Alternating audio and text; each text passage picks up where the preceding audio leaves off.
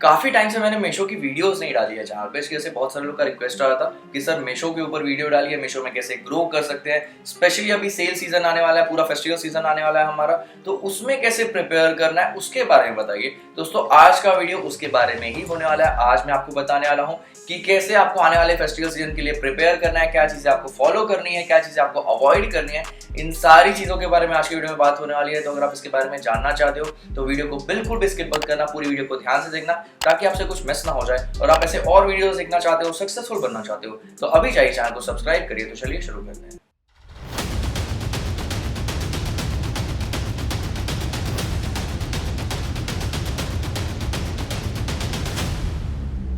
सबसे पहले सबसे इंपॉर्टेंट चीज दोस्तों, मैं आपको एक चीज, ये कड़वा सच है लेकिन मैं आपको बता दूं कि सबसे ज्यादा लॉस कभी किसी सेलर को होता है तो वो फेस्टिवल टाइम पे ही होता है। मैं ऐसा नहीं बोल रहा कि सारे सेलर्स को लॉस होता है, बट जो लोग प्रिपेयर नहीं होते, अनप्रिपेयर्ड रहते हैं, अनप्लान्ड होते हैं, उन लोगों को बहुत लॉस होता है। ये लॉस एक बार मैंने भी किया, इसके लिए मुझे बहुत अच्छे से पता है कि क्या चीजें करनी चाहिए और क्या चीजें अवॉइड करनी चाहिए। तो आज की वीडियो बहुत ही ज्यादा इंपॉर्टेंट होने वाली है, तो बिल्कुल ध्यान से सुनना कि मैं क्या बोलना चाहता हूँ। ठीक है, तो बेसिकली मैंने इस वीडियो को क्या किया है, दो पार्ट में डिवाइड किया है। दो पार्ट में मतलब ये नहीं है कि दो वीडियोस हैं, बट दो सेक्शंस है वीडियोस में। पहला हमारा सेक्शन है जिसमें कि मैं आपको बताने वाला हूँ कि क्या क्या चीजें आपको अवॉइड करनी चाहिए, क्या चीजें नहीं करनी है जिससे कि आपको लॉस ना हो। दूसरे पार्ट में हम बात करेंगे कि क्या चीजें आपको करनी चाहिए, क्या चीजें आपको फॉलो करना है, क्या स्टेप्स फॉलो करने हैं ताकि आप मैक्सिमम प्रॉफिट भी कमा सको और अच्छे खासे ऑर्डर्स भी कर सको। तो पूरी वीडियो बहुत ही ज्यादा इन्फॉर्मेटिव होने वाली है और ऐसी बहुत सारी इन्फॉर्मेटिव वीडियोस मैं बनाते रहता हूँ मीशो के ऊपर, फ्लिपकार्ट के ऊपर, अमेज़न के ऊपर, ऑनलाइन बिजनेस के ऊपर। तो अगर आप इसके बारे में जानना चाहते हैं तो चैनल को सब्सक्राइब करके रखिए, बेल नोटिफिकेशन दबा के रखिए ताकि जैसे ही कोई भी मेरी नई वीडियो आए तो आपको उसका नोटिफिकेशन मिल जाए। तो चलिए बिल्कुल भी टाइम वेस्ट नहीं करते, स्टार्ट करते हैं वीडियो के साथ। तो सबसे पहली चीज कि क्या चीजें हमें अवॉइड करनी है। दोस्तों एक चीज मैं आपको बता दूं, जो सबसे पहली चीज है, लोगों को ऐसा लगता है कि जैसे मोस्टली दिवाली हमारा मेन सीजन होता है, पीक सीजन होता है जहाँ पे सबसे ज्यादा सेल आती है। लोगों को क्या लगता है कि मैं आज बिजनेस स्टार्ट करूंगा, मुझे अभी कुछ नहीं करना है, जब दिवाली आने वाली है दिवाली के 10-15 दिन पहले मैं अपनी मार्केटिंग शुरू करूंगा और फिर मेरा अच्छा खासा सेल हो जाएगा और मैं अच्छे खासे ऑर्डर्स कर लूंगा। ये बहुत बड़ी गलतफहमी है। अगर आपको दिवाली के टाइम पे सेल चाहिए तो आपको गणपति से ही स्टार्ट करना पड़ेगा, इनफैक्ट गणपति के पहले से भी स्टार्ट करना पड़ेगा। इसका सबसे बड़ा रीजन ये है कि किसी भी प्रोडक्ट को सेटल होने में, किसी पोजीशन पे पहुंचने में टाइम लगता है। अगर हम ये सोचें कि दिवाली के 15 दिन पहले या 20 दिन पहले हम प्रोडक्ट की लिस्टिंग करें, उसको प्रमोट करें, उसकी मार्केटिंग करें और वो टॉप लेवल पे आ जाए तो बहुत ज़्यादा डिफिकल्ट होगा।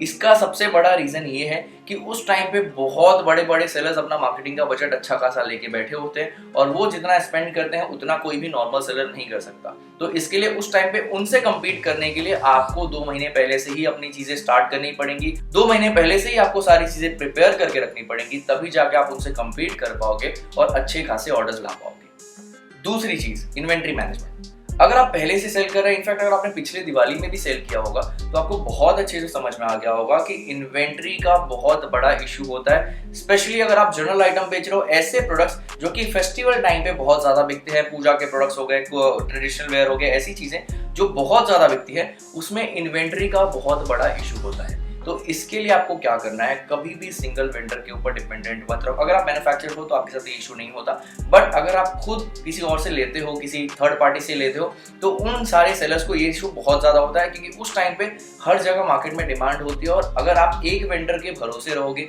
अगर आप सोचोगे कि आपका एक वेंडर आपको हमेशा सामान सही से दे देगा, तो ऐसा नहीं होता। वो मेन पीक टाइम पे आके आपको लटका सकता है या फिर हो सकता है उसकी भी कोई इशू होगी, इसके से वो नहीं दे पा रहा हो। तो इसके लिए मैं आपको यही बोलूंगा कि अगर आप फेस्टिवल सीजन में अच्छा सेल करना चाहते हो और सिक्योर रहना चाहते हो इन सब चीजों को लेके, तो कभी भी एक सेलर या फिर एक वेंडर के ऊपर डिपेंडेंट मत रहो। मल्टीपल वेंडर से कांटेक्ट करके रखो, थोड़ा थोड़ा सामान अभी से ही सबसे लेना शुरू कर दो। हो सकता है आपको 2-5 रुपए ऊपर नीचे सस्ता महंगा पड़ जाए, बट आप मल्टीपल वेंडर से सामान लेना शुरू करो। इससे बेनिफिट ये होता है कि अगर वो सामान आपको एक वेंडर के पास नहीं मिल रहा तो आप दूसरे वेंडर से ले सकते हो, दूसरे के पास नहीं मिल रहा तो तीसरे वेंडर से ले सकते हो।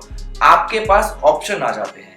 लेकिन अगर आप सोचोगे कि मैं एक ही वेंडर के भरोसे रहूं और एक ही वेंडर के साथ में काम करूं, तो फिर दिक्कत क्या होगी मालूम है, जब मेन आपका टाइम रहेगा और जब आपको सबसे ज्यादा जरूरत होगी प्रोडक्ट की, तो उस टाइम पे प्रोडक्ट आपको नहीं मिलेगा। तो इसके लिए मल्टीपल वेंडर से अभी से ही कांटेक्ट करना शुरू करो, सामान लेना शुरू करो, ताकि फेस्टिवल सीजन के पीक टाइम पे आपको ये इशू ना आए। तीसरी चीज, डिस्काउंट्स।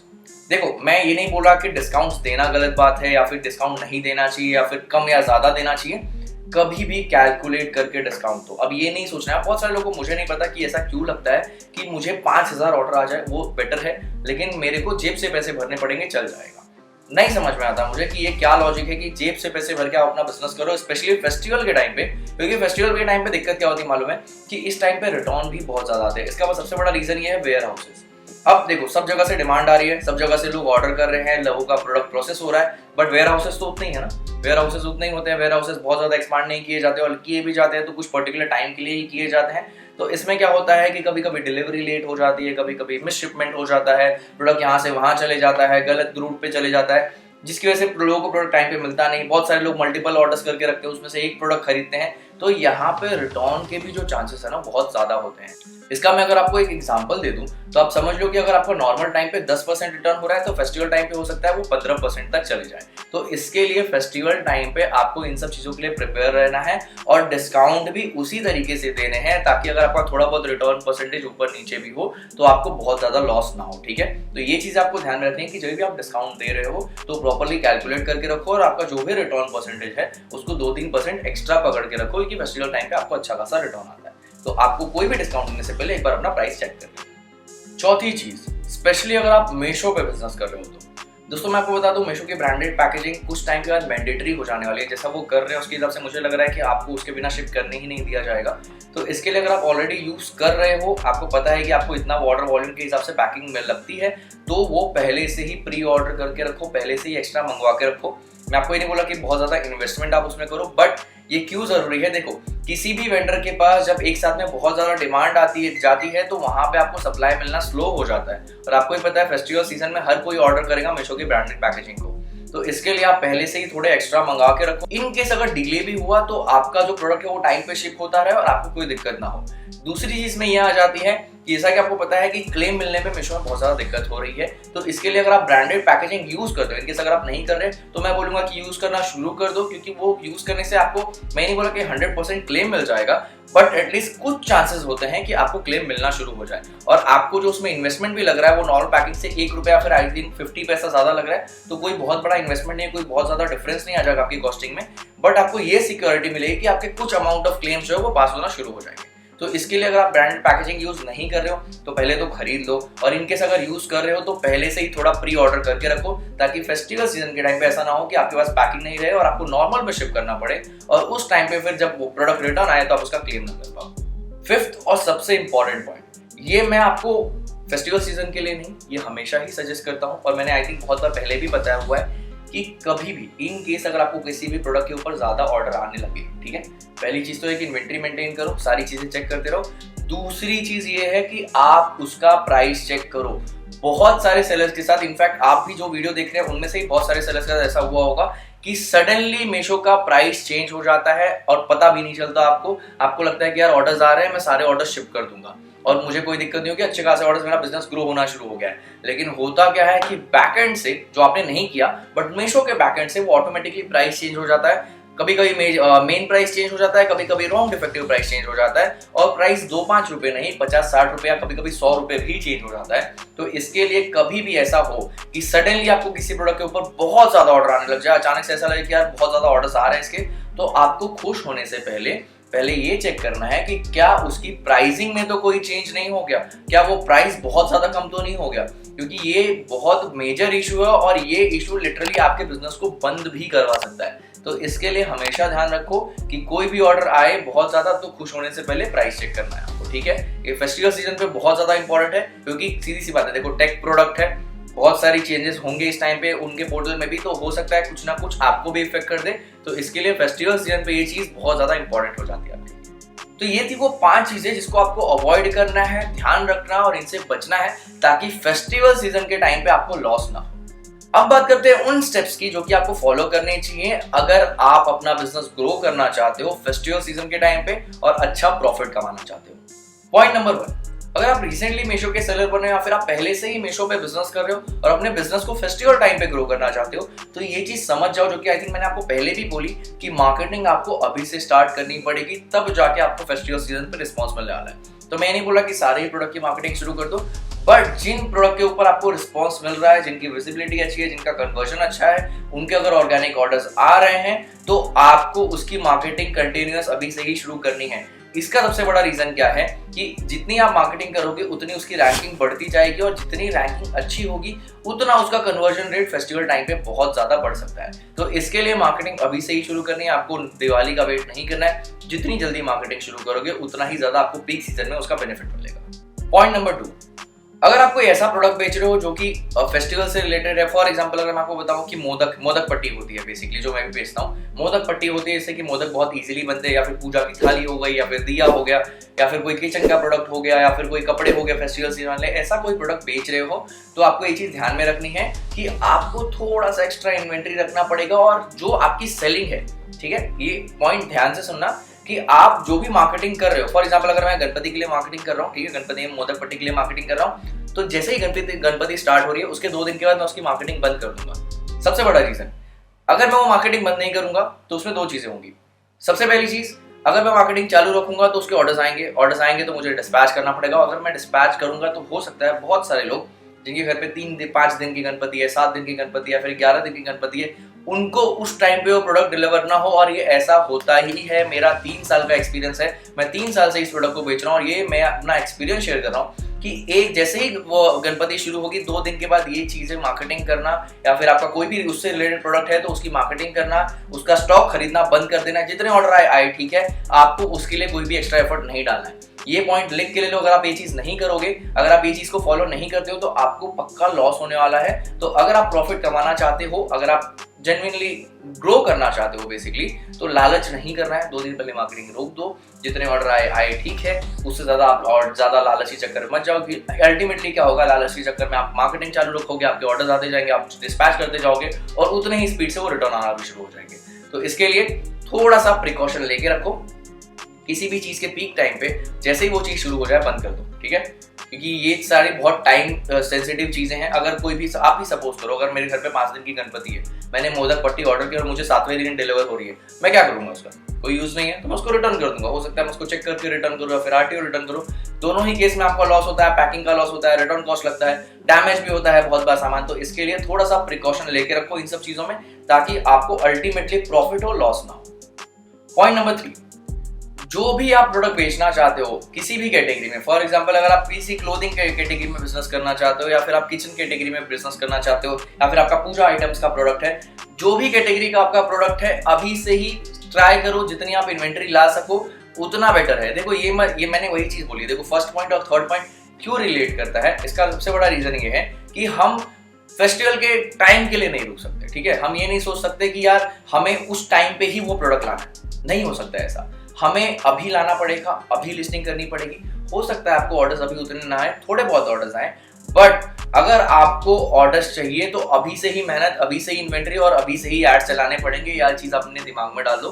कभी भी पीक टाइम पे आपको रिस्पांस नहीं मिलने वाला। अगर आपको उस टाइम पे रिस्पांस मिलेगा तो आपको बहुत ज्यादा रिटर्न्स आएंगे इस केस में। तो इसके लिए ये चीज ध्यान में रखो कि जो भी आपको इन्वेंट्री डालनी है अभी से ही डाल के रखो। जैसे कि मार्केटिंग आपको अभी से करनी है, वैसे ही आपको इन्वेंट्री भी अभी ही अप टू डेट रखनी पड़ेगी। जो भी नए प्रोडक्ट्स आप डालना चाहते हो तभी जाके आपको मेन टाइम पे उसका रिस्पांस दिखना शुरू हो जाएगा। और इसका मेजर रीजन ये भी है कि अगर आप पीक टाइम पे किसी भी वेंडर से कोई सामान नया खरीदने जाओगे तो आपको एक तो महंगा देगा, प्लस आपको हो सकता है अवेलेबिलिटी ना मिले उसकी। तो इसके लिए जितना जल्दी आप कांटेक्ट करके रखोगे, जितना अच्छा आप इन्वेंट्री मैनेज करके रखोगे, जितना अच्छा आप वेंडर से रिलेशन मेंटेन करके रखोगे, उतना ही ज्यादा आपको फेस्टिवल सीजन में वो काम आएगा। पॉइंट नंबर 4, अगर आप चाहते हो कि आपका बिजनेस स्मूथली चले, आपका सारा प्रोडक्ट टाइम पे डिलीवर हो और आपको रिटर्न कम आए, जितने भी आपके कुरियर वाले हैं उनका कांटेक्ट लेके रखो। साथ साथ में उनके वेयर हाउस मैनेजर का भी कांटेक्ट लेके रखो, क्योंकि होता क्या है मालूम है, फेस्टिवल सीजन के टाइम पे बहुत सारा लोड आता है उनके ऊपर, जिसकी वजह से मल्टीपल लोग नए जुड़ते हैं। एक एक एरिया में 3 से 4 लोग हो जाते हैं और आपको हो सकता है कि जो बंदा आपका पिकअप कर रहा है वो आपकी जगह पे ना आए, कोई दूसरी जगह पे जाए, और आप उसको फोन पे फोन कर रहे हो और वो बंदा फोन नहीं उठा रहा है क्योंकि उसके पास बहुत लोड होता है। उसकी गलती नहीं होती है। तो इसके लिए अगर आपके पास अगर वेयर हाउस मैनेजर का नंबर होगा तो आप डायरेक्टली उसको कांटेक्ट कर सकते हो, और जो भी बंदा आपके एरिया में आने वाला है आप उसको गाइड करके आपका जो प्रोडक्ट है वो डिस्पैच करवा सकते हो या फिर उसको हैंड ओवर कर सकते हो। और इनके समझो कि कोई बंदा नहीं भी अवेलेबल है, आपके पास अगर वेयर हाउस मैनेजर का नंबर है और आप उसको बोलते हो तो वो आपको अरेंज भी करवा के दे सकता है, या तो आप एड्रेस लेके इन केस किसी इमरजेंसी में आप वहां पे जाके खुद भी अपना प्रोडक्ट जो है वो दे सकते हो। तो ये सारी बहुत बेसिक सी चीजें हैं जो कि आपको कोई नहीं बताएगा, बट ये बहुत ही ज्यादा इंपॉर्टेंट होती है। क्योंकि देखो, मैं अपना बिजनेस खुद करता हूँ, मैं भी ई-कॉमर्स नहीं कि मैं खाली ज्ञान दे रहा हूँ आपको कि जो मेरे मन में आया वो मैंने आपको बोल दिया, उसका कोई ना सर है ना पैर है, ऐसी चीजें नहीं होती है। मैं खुद बिजनेस कर रहा हूँ, जो प्रॉब्लम मैंने फेस की है या फिर मैं जो फेस करता हूँ वही चीजें मैं आपको बताता हूँ, ताकि आप उनसे सीखो, उनको समझो और वो चीजों को अवॉइड करो। और जितनी ज्यादा चीजें आप सीखोगे उतना ही ज्यादा बेसिकली आपका बिजनेस प्रॉफिटेबल होता है। तो ये चीज ध्यान में रखो कि आपको अगर फेस्टिवल सीजन में अच्छा करना है तो जितने भी कुरियर वालों के नंबर हो सकते हैं, जो कुरियर कंपनी आपके पास आती है उनका कुरियर बॉय का नंबर तो लेके ही रखो, साथ साथ में उनके वेयर हाउस मैनेजर का भी नंबर ले लो, ठीक है। पॉइंट नंबर 5 जो कि बहुत ही ज्यादा इंपॉर्टेंट है अगर आप मीशो पे प्रॉफिटेबल रहना चाहते हो तो। देखो, फेस्टिवल सीजन पे जितने ज्यादा ऑर्डर्स जाते हैं उतने ही रिटर्न्स भी आते हैं, बहुत बार आरटीओ आते हैं, कस्टमर रिटर्न आते हैं, लेकिन क्योंकि लोगों को लगता है कि ऑर्डर बहुत ज्यादा आ रहे हैं, उनके पास टाइम नहीं है, स्टाफ नहीं है, ये नहीं है, वो नहीं है, उसकी वजह से वो क्लेम छोड़ देते हैं, क्लेम नहीं करते, और जो क्लेम का पैसा है वो उनका लॉस होता रहता है। आपको बहुत अच्छे से पता होगा कि रिसेंटली मीशो ने अनाउंस किया है कि वो आपको कुरियर के पैसे नहीं देने वाला। पहले क्या होता था कि वो आपको कुरियर के भी पैसे देता था, प्लस आपकी जो फेयर वैल्यू है वो भी देता था, बट अभी वो क्या कर रहा है, आपको कुरियर के पैसे नहीं दे रहा, आपको खाली आपके प्रोडक्ट की वैल्यू दे रहा है। तो ये चीज में आप बिल्कुल भी रिस्क नहीं ले सकते कि आपको कुछ ना मिले, ठीक है। तो ये चीज ध्यान में रखो कि अगर आपके पास कोई भी इंटर्न आप हायर कर सकते हो, 3-4 हजार में, 5 हजार में, डिपेंड करता है, लोकेशन टू लोकेशन मिल जाते हैं लोग, तो आप उसको हायर करके रखो।